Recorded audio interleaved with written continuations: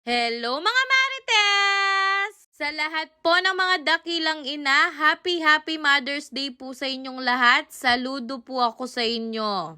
Ang pagiging ina ang pinakamahirap na trabaho.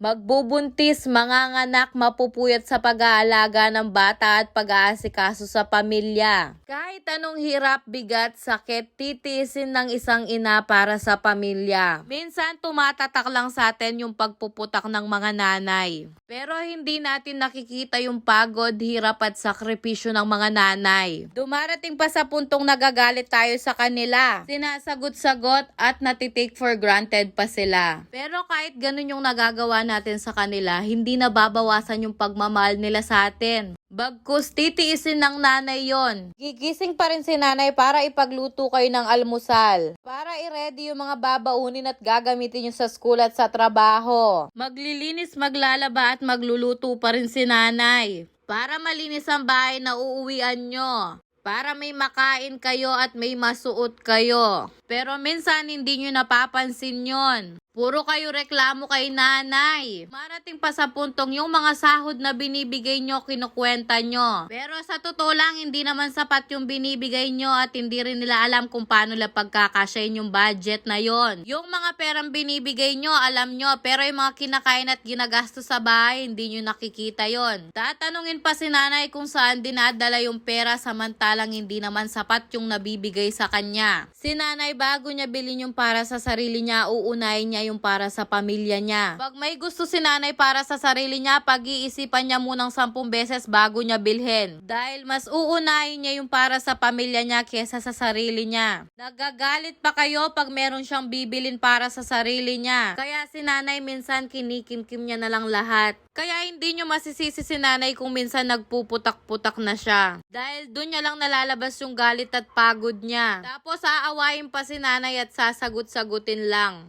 Pero yung sinasagot-sagot at tinaaway-away nyong nanay, siya yung nag-aasikaso sa'yo pag nagkakasakit ka. Si nanay yung laging nandyan pag may nararamdaman ka. Si nanay yung magluluto ng paborito mong pagkain. Si nanay na 9 na buwan kang binitbit sa tiyan niya. Si nanay na nag-labor at na CS para lang mailabas ka. Si nanay na ilang buwang napuyat nung lumabas ka. Si nanay na bit-bit-bit-bit ka. Si nanay na tuwang-tuwa nung matuto ka ng gumapang. Si nanay na umantabay sa'yo para matutong maglakad. Si nanay na naghahatid sundo sa'yo sa school at nakaabang sa gate para lang masundo ka. Si nanay na tuwang-tuwa nung may mga achievement ka. Si nanay na tagalaba at tagaplansya ng mga damit na gagamitin nyo. Si nanay na sumasalubong sa asawa para ipagahin ng pagkain pag-uwi nila. Si nanay na hindi nakakatulog at napupuyat sa tuwing wala pa kayo sa bahay. Si nanay na laging nandyan sa tuwing tinatalikuran ka ng mundo. Si nanay kahit may sakit, mas uunain ka. Si nanay na nalosyang at hindi na naasikaso yung sarili sa kakaasikaso sa pamilya niya. Minsan ba natanong nyo yung mga nanay nyo at asawa nyo kung okay lang ba sila? Kung kumain na ba sila at kung may mga nararamdaman ba sila? Kaya sana bago nyo away-awayin yung mga asawa nyo at sagot-sagutin yung mga nanay nyo, isipin nyo man lang yung mga naging sakripisyo nila para sa inyo. Yung mga hirap at sakripisyong tiniis nila para sa pamilya. I-appreciate nyo yung mga nanay nyo. Yung mga asawa nyo. Dahil ang mga nanay binibigay nila yung lahat para sa atin. Isusubo na lang ni nanay, ibibigay pa sa pamilya. Hindi habang buhay nandyan si nanay. Hindi habang buhay malakas si nanay. Maswerte kayo kung nandyan pa yung mga nanay nyo.